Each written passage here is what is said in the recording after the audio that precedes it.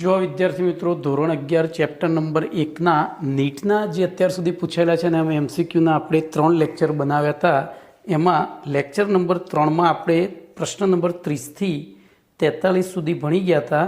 હવે આજે પ્રશ્ન નંબર 44 થી આગળ વધીએ તો પ્રશ્ન નંબર 44નું વિધાન મેં બોર્ડ ઉપર લખેલું જ છે. જુઓ, પ્રશ્ન નંબર 44નું વિધાન મેં લખેલું છે, એના ઉપરથી હવે આપણે જવાબ શોધવાનો છે. ત્યાં નહીં રાખજો, એનો જવાબ શોધવાનો છે. તો જોઈએ, બોલો આપણને AgNO3 અને NaClના દ્રાવણથી મળતા અવક્ષેપ. તો સૌથી પહેલું તો પ્રક્રિયા લખીશું AgNO3 વત્તા NaCl. બોલો નિપજ તરીકે શું બને? તો આયન વિનિમય દ્વારા AgCl અદ્રાવ્ય અને NaNO3 દ્રાવ્ય, એટલે કે આના અવક્ષેપ મળશે. બોલો આપણને કેવી ના ખબર પડે કે આ દ્રાવ્ય છે ને આ દ્રાવ્ય છે? તો મેં તમને ટ્રીક આપી હતી 7મા પાઠમાં. જોજો હવે ભાઈ આ બધા નીટના પ્રશ્નો છે એટલે કોઈ એક પાઠ ઉપર આધારિત ના હોય, એ તમને કહી દઉં. 7મા પાઠમાં ટ્રીક આપી હતી, બે પંજાબ કે સરદાર સોચ આજ પંજાબ ક્યું હાર ગયા, હા કે નાનો નહીં. એમાં આજ પંજાબ ક્યું હાર ગયા, AgCl, આજ પંજાબ ક્યું હાર ગયા, એના ક્લોરાઇડ બધા કેવા હોય? અદ્રાવ્ય. પછી જેમાં Na પ્લસ આયન હાજર હોય બધા દ્રાવ્ય, ડ્રિંક યાદ છે ને? તો એ પ્રમાણે અદ્રાવ્ય. હવે AgNO3નું આણ્વીય દળ કેટલું છે? તો AgNO3નું આણ્વીય દળ 170 ગ્રામ છે. આપણે એક મોલ લખીએ તો તત્વયુગ્મિતિ જોજો, અહીંયા પહેલા મોલના સંદર્ભમાં લખીએ તો બોલો આ પ્રક્રિયા બેલેન્સ છે. Ag1 NO3 NO3 Na1 ને Cl1. તો આના એક મોલ સાથે પ્રક્રિયા પામી આનો એક મોલ બનાવે છે. હવે આપણે એને દળના સંદર્ભમાં લઈએ તો AgNO3નું આણ્વીય દળ 170 ગ્રામ છે. ભાઈ આ બધું તમારે ગણવું પડે હો. 170 ગ્રામ. NaClનું 58.5 ગ્રામ છે, બરોબર. હવે આપણને શું કીધું છે? તો 16.9% AgNO3નું 50 ml દ્રાવણ. જો આ 100 ml હોત તો આ સૈદ્ધાંતિક દળ થયું. હવે લીધેલું દળ અહીંયા લખવું હોય તો બોલો 100 ml હોય તો 16.9, તો 50 કેટલા? એટલે અડધા કરી દેવાના. તો 16ના અડધા 8 અને 9ના અડધા 45. તો અહીંયા 8.45 ગ્રામ થયા. આ 9ની જગ્યાએ 90 લખવાના એટલે સરળતા રહે. એવી રીતે બોલો આના તો 5ના 2.5 અને પેલાના 4, તો આ થયા 2.9 ગ્રામ. કમ્પ્લીટ? ખબર પડી? હવે તમે પહેલું તો આ બેમાંથી કોણ LR છે નક્કી કરી દો આ પદમાંથી. તો જો હું જનરલી એવું કહીશ કે આનાથી જ અહીંયા ગણતરી કરવાની. 170 58.5. તો આ ભલે આપણે લીધા પણ એ શોધવાના કેટલા જરૂર છે. તો બોલો અહીંયા પદ મૂકીએ તો શું થાય? તો 8.45 ગુણ્યા 58.5 ભાગ્યા 170. હવે જોજો અહીંયા તમને સરળતા ખાતર હું એવું કહીશ કે આ પોઈન્ટ ઉડાડી અને 3 મીંડા અહીંયા એટલે કે 1000 લખી દેવાના સરળતા ખાતર, બરોબર. હવે તમે ચલાવો તો બોલો 17 એકા 17, 17 દુ 34, 17 તરી 51 ને 17 ચોક 68, 17 પંચા 85. બોલો લગભગ આ 5 થયા, લગભગ 5 થયા. આપણે લગભગથી જ કામ ચલાવવાનું છે. 845 એટલે 17 પંચા 14 પંચા 70, સોરી 17 પંચા 85, બરોબર. તો 5 થયા. હવે આ 58.5 છે એને રાઉન્ડ ઓફ કરી દો. જોજો અહીંયા હું મીંડું હજુ અહીંયાથી દાખલા તરીકે 2 મીંડા ઉડાડી દઉં એટલે 8.85 જેની જગ્યાએ હું શું કરી દઉં? 6 કરી દઉં. 6 કરી દઉં તો મારી પાસે હવે મીંડા કેટલા રહ્યા? તો 1 અને 1 તો 6 પંચા 30. એટલે બોલો ખબર પડી? ફરીથી ધ્યાનથી જુઓ, આ ગણતરી MCQ તમને આવડશે, જે છે ગણતરી શીખવાની છે ઝડપથી. તો ફરીથી બોલો 8.45 ગુણ્યા 58.5 છેદમાં 170, બરોબર. જોજો હું અલગથી સ્ટેપ કરું. બોલો હું આને રાઉન્ડ ઓફ કરી દઉં તો 8.5 થયા. આને રાઉન્ડ ઓફ કરી દઉં તો આનું એક મીંડું હજુ કાપીને અહીંયા એ કરું છું એટલે ગુણ્યા 10 કરવા પડે મારે. ખબર પડી? એક મીંડું આમ ખસેડે તો આને હું કરી દઉં 5.9, બરોબર, ગુણ્યા 10 ભાગ્યા 170. બોલો આ જતું રહ્યું, એ ગયું. તો 17 પંચા 85. હજુ જોજો, હજુ શું કરીશ? આ બધું પ્રેક્ટિસથી આવડશે. તો હું આ 2 મીંડા ઉડાડીને નીચે 100 કરી દઉં. આ 2 મીંડા ઉડાડીને 100 કરું તો 17 પંચા 85. હવે બોલો 6 પંચા અહીંયા આને રાઉન્ડ ઓફ કરું તો આ 60 થાય. તો 6 પંચા 30, 300માં કેટલા ઓછા? તો 5 ઓછા, કારણ કે એક છે ને, એક ઓછો છે એટલે. તો 300માં 5 ઓછા એટલે 295 ભાગ્યા 100 થયા, એટલે કે 2.95 ગ્રામની જરૂર પડે. કેટલાની જરૂર પડે? 2.95 ગ્રામની જરૂર પડે. એનો મતલબ કે હવે આપણે જો એક્ઝેક્ટ વેલ્યુ જોઈએ, એક્ઝેક્ટ ગણીને જોઈએ તો 8.45 ગુણ્યા 58.5 ભાગ્યા 170, બોલો 2.90 આવી ગયા. આપણે શું કર્યું હતું? રાઉન્ડ ઓફ કર્યા હતા. આ 45ના 50 કર્યા હતા એટલે વધારે આવ્યો જવાબ. ખબર પડી? આવી બુદ્ધિ પહોંચવી જોઈએ ત્યાં. તો બોલો આ જેટલા જોઈએ છે એટલા જ છે. એનો મતલબ કે અહીંયા કોઈ લિમિટિંગ રિએજન્ટ નથી. તો હવે આપણે સીધું સ્ટેપ જ મૂકી દેવાનું. શું સ્ટેપ મૂકવાનું? બોલો. તો હવે સ્ટેપ અહીંથી મૂકવાનું. બોલો 170 આ AgClનું આણ્વીય દળ કેટલું થાય? તો Ag 108 વત્તા 35.5 એટલે 143.5 થયું. કેટલું થયું? 143.5. શક્ય હોય ને ત્યાં સુધી પોઈન્ટવાળી સંખ્યા ઓછી વાપરવાની. તો અહીંથી અહીંયા પદ મૂકીએ તો અહીંયાથી કેટલા? તો જોજો 170 પદ મૂકીએ છીએ તો 8.45 ગુણ્યા 143.5 ભાગ્યા 170. બોલો હું આને રાઉન્ડ ઓફ કરીને 2 મીંડા નીચે ઉતારી દઉં અને આ મીંડું અહીંથી અહીંયા મૂકી દઉં, અહીંયા કાઢીને. તો આ 17 પંચા 85 એટલે 50 થઈ ગયા. 17 પંચા 85 એટલે 50 થઈ ગયા ને, બરોબર. તો એક મીંડું ઓટોમેટિક જતું રહ્યું. જો અહીંયા ધ્યાન રાખો ફરીથી. ભલે સમય લાગતો ભાઈ, મારે તમને છે ને રીત શીખવાડવાની છે, MCQ નહીં. કેવી રીતે ઝડપથી જવાબ લાવો એ શીખવાડવાનું છે. તો 8.45 હું આખું પદ એમ સળંગ લખતો જઈશ. 8.45 ગુણ્યા 143.5 છેદમાં 170. બોલો હું આને આ રીતે લખું, આને 850 કરી દઉં, વધારી દઉં અને 2 મીંડા નીચે ઉતારી દઉં. આને 144 કરી દઉં. જોજો આને 144 કરું અને એનું એક મીંડું નીચે ઉતારું. જોજો આના 2 અને આનું એક ઉતાર્યું એટલે 3 મીંડા થયા. નીચે 170 થયા. આ મીંડું ઉડી ગયું. અહીંયા બોલો 17 પંચા 85. હવે 14 પંચા 70, 14 પંચા 70 ને 5 ચોક 20 એટલે કેટલા થયા? 19 થયા. કેટલા થયા? અરે 14 પંચા 70 ને એટલે 720 થયા ભાગ્યા 1000. 720 ભાગ્યા 1000 થયા. ક્યાંક ભૂલ થઈ આપણી? ક્યાંય ભૂલ નથી.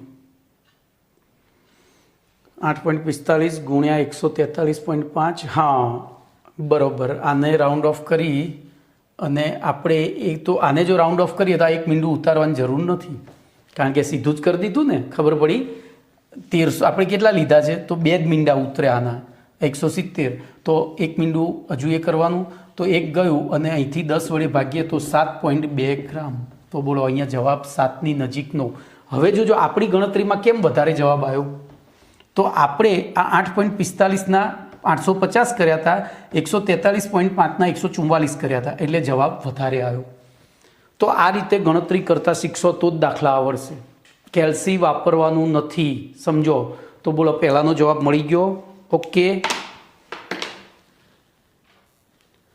ચલો એના પછી પ્રશ્ન નંબર 45. તત્વ x અને y એકબીજા સાથે સંયોજે અનુક્રમે xy2 અને x3y2 એમ 2 પ્રકારના સંયોજનો બનાવે છે, જે પૈકી 0.1 મોલ xy2નું દળ 10 ગ્રામ અને 0.5 મોલ x3y2નું દળ 9 ગ્રામ હોય તો x અને yના, તો જે આપણને મૂલ્ય આપ્યું છે એની જ વાત કરીએ.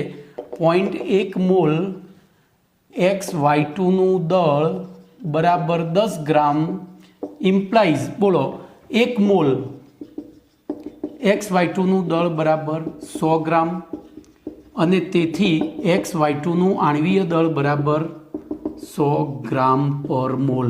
બોલો પહેલી ખબર પડી. કેમ? તો કોઈપણ પદાર્થના 1 મોલનું દળ એને આણ્વીય દળ કહેવાય. ચલો એવી રીતના બીજું, તો 0.05 મોલ x3y2, જો અહીંયા ભૂલ ના થાય હો, x2y3 ના લખાઈ જાય નહીંતર જવાબ નહીં આવે, નું દળ બરાબર 9 ગ્રામ ઇમ્પ્લાઇઝ. બોલો 1 મોલનું દળ કેટલું થાય? બોલો શું થશે? પદ શું મૂકશો અહીંયા? ઇમ્પ્લાઇઝ 1 મોલ x3y2નું દળ બરાબર 1 ગુણ્યા 9 ભાગ્યા 0.05 જોજો અહીંયા આપણે હવે ગણતરી આવી તો હું સાઈડમાં કરું છું 9 ભાગ્યા 0.05 થયા તો આ બે મીંડા ઉપર લઈ જાઉં તો 900 ભાગ્યા 5 થયા ખબર પડી આને હું આ બે મીંડા છેદમાં 200 આવે તો ઉપર જતા રહ્યા 900 તો 18×5 બોલો 180 ગ્રામ થયું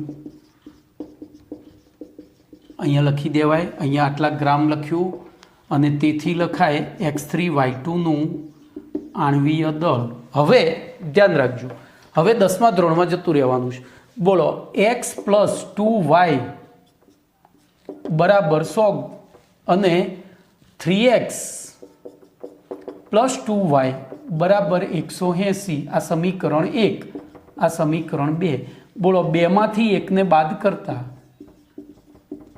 શું થશે બોલો તો બેમાંથી એકને બાદ કરી એટલે વાતો ઉડી ગયું 3x માંથી 2x ગયા એટલે તેથી 2x બરાબર બોલો 180 માંથી 100 ગયા એટલે 90 ઇમ્પ્લાઇઝ x બરાબર 45 હવે x બરાબર 45 હોય તો સમીકરણ 1 માં કિંમત મૂકતા તો જોજો 45 + 2y બરાબર 100 45 બરાબર 45 એક મિનિટ અહીંયા કદાચ મારી ભૂલ થઈ છે 2x બરાબર 80 જો અહીંયા ભૂલ થઈ 90 કેમ લખ્યા 80 થાય ને ભાઈ 180 માંથી 100 ગયા એટલે તો અહીંયા 40 થયા તો હવે બોલો આપણે અહીંયા 40 + 2y બરાબર 100 લખીએ તો 2y બરાબર 100 એટલે સીધા જ 60 લખી દઉં હવે બધું લખવાનું ના હોય આપણે આ બધું જ રફ કામ કરવાનું છે તમારે અને ઇમ્પ્લાઇઝ y બરાબર 30 થયા તો બોલો x નું 40 ને y નું 30 એટલે કે પહેલું અનુક્રમે કીધું છે તો પહેલું 40 અને પછી 30 હોય એવો જવાબ એ છે કમ્પ્લીટ તો આટલું ઝડપથી તમે કામ કરશો તો તમારો MCQ સોલ્વ થશે જોજો હવે ભાઈ મારે છે ને આ બધું લખવામાં પછી વાંચવામાં ને એમાં સમય બગડે છે તમને સમજાવવામાં સમય બગડે છે એટલે મારો વધારે સમય લાગે છે બાકી મારે પેપર આપવાનું હોય તો સીધો મને જવાબ દેખાય આ બધી જ ગણતરી હું મગજમાં કરી લઉં તો એ તમારે શીખવાનું છે ઓકે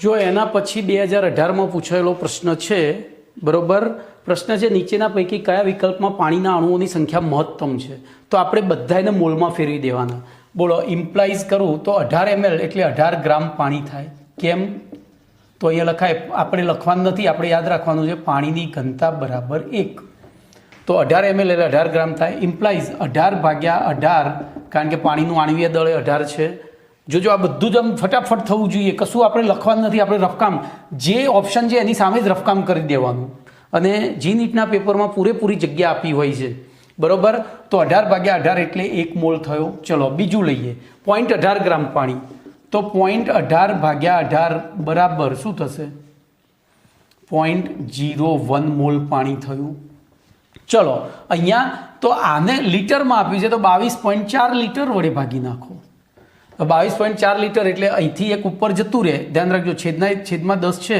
એ ઉપર જાય એટલે એક મીંડું અહીંયા ખસ્યું તો આપણે આને ભાગીએ તો બોલો કેટલા થયા 0.01 મોલ થયા ખબર પડી એને ભાગ્યા તો 0.01 મોલ થયા અને આ તો આપ્યા જ છે 10⁻³ મોલ તો બોલો આમાંથી કઈ મોલ સંખ્યા સૌથી વધારે છે તો પહેલી તો જવાબ એ કારણ કે એક મોલમાં 6.022 × 10⁻23 અણુ હોય તો આપણે તો જેટલા મોલ વધારે એટલા અણુઓની સંખ્યા વધારે આટલો ઝડપથી જવાબ લાવવાનો છે ઓકે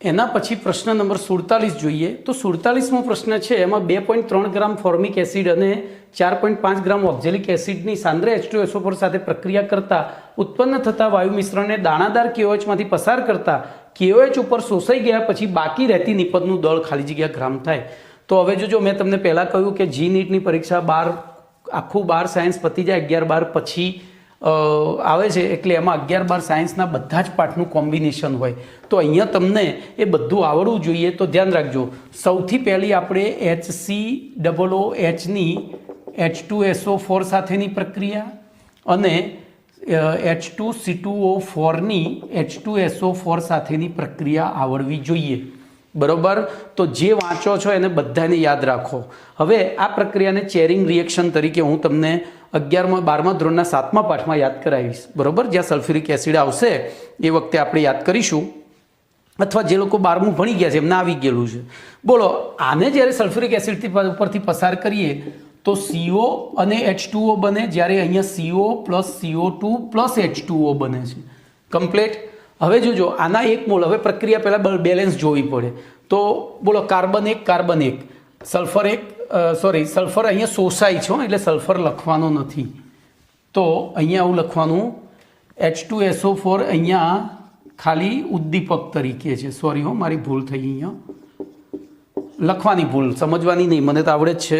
તો જોજો હવે શું થશે, તો બેલેન્સ જુઓ તો hydrogen 2 oxygen, carbon 1 carbon 1, oxygen 2 oxygen 2, hydrogen 2 hydrogen 2, carbon 2 તો 1 ને 1 2, ઓક્સિજન 4 તો 2 ને 1 ને 3 4, બેલેન્સ જ છે. ચલો હવે આને મોલમાં ફેરવી દઈએ તો આના 1 મોલની પ્રક્રિયા થાય ત્યારે આ 1 મોલ અને 1 મોલ પેદા થાય. એવી રીતે આના 1 મોલની પ્રક્રિયા થાય તો 1 1 1, બરોબર? અહીંયા મેં પહેલાં લખ્યા મોલ, પછી લઉં છું દળ. બોલો હવે HCOOHનું દળ કેટલું થયું, તો સૈદ્ધાંતિક મોલ સૈદ્ધાંતિક દળ આ રીતે લખજો, સૈદ્ધાંતિક અને સૈદ્ધાંતિક દળ, બરોબર? તો બોલો, કાર્બનના 12 ને 2 14, ઓક્સિજનના 16, તો 14 ને 16 બોલો 30 અને બીજા ઓક્સિજનના 14 એટલે કેટલા થયા, બીજા ઓક્સિજનના 16 એટલે 46 ગ્રામ થયા. ચલો COનું તો 12 ને 16 28 ગ્રામ થાય અને આ 18 ગ્રામ થાય. ચલો આગળ.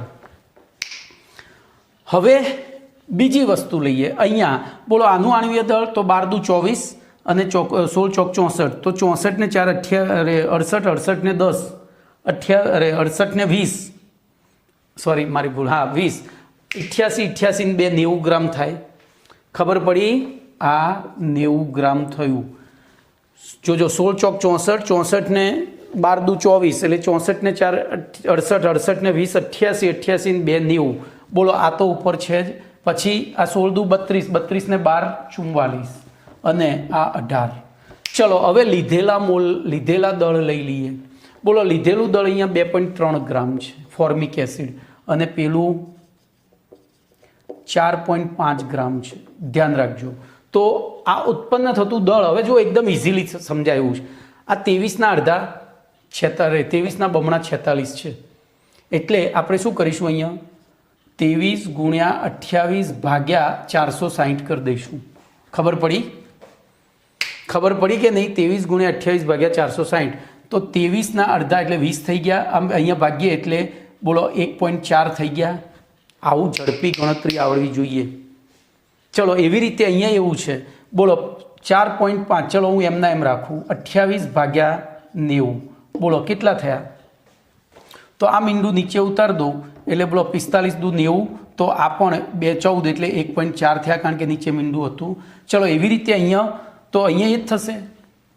આ જે વસ્તુ છે એનાથી અડધી 28 હતા તો 1.4 થયા, તો 44 હતા તો કેટલા થશે? 2.2. જો આવી બુદ્ધિ ચલાવવાની, કારણ કે આ પદ તો એનું એ જ રહેવાનું છે, બરોબર? હું અહીંયા પદ આખું ફરીથી લખું. બોલો 2.3 ગુણ્યા 28 ભાગ્યા 46, તો આ મીંડું નીચે ઉતાર્યું એટલે નીચે 20 થયા. હવે આ 20 તો ફાઇનલ જ છે, ખાલી 28 વાળું પદ બદલાય, બરોબર? તો ધ્યાન અહીંયા રાખજો. હવે અહીંયા કેટલા થશે? તો આના અડધા એટલે 0.9 ગ્રામ થશે. આ અહીંયા થયા 1.4 ગ્રામ, આ થયું 1.9 ગ્રામ. એવી રીતે આ 2.2 ગ્રામ અને આ 1.9 ગ્રામ થાય. હવે ધ્યાન રાખજો, આ પ્રક્રિયા મિશ્રણને આપણે આ બધાને KOH ઉપરથી પસાર કર્યું છે. તો ધ્યાન રાખજો, KOH પ્રબળ ભેજ શોષક પણ છે. KOH પ્રબળ ભેજ શોષક પણ છે અને બેઝિક પણ છે. એટલે શું થશે? પ્રબળ ભેજ શોષક તરીકે આ બધું શોષી લેશે અને એસિડિક બેઝિક તરીકે CO2 એસિડિક વાયુ છે તો એને પણ શોષી લેશે. તો બોલો પડ્યું શું રહ્યું? ખાલી CO. તો 12 શું નીકળ્યું? CO કેટલા ગ્રામ નીકળશે? તો બંનેનો થઈને 1.4 વત્તા 1.4 2.8 ગ્રામ. ખબર પડી ગઈ? આ રીતે દાખલો ગણાય. કેવી રીતે ગણાય? આ રીતે દાખલો ગણાય. ચલો એના પછી ચલો એના પછી એક 48મો પ્રશ્ન છે, NaOHના 2 મોલર જલીય દ્રાવણની ઘનતા 1.28 ગ્રામ પર સેમી ઘન હોય તો આ દ્રાવણની મોલાલિટી, જોજો આ મોલારિટી છે, કેપિટલ M છે, આ સ્મોલ m છે, પહેલો જ પાઠ ઓરિસ્સામાં 2019માં પૂછાઈ ગઈ છે, ઓરિસ્સા નીટમાં.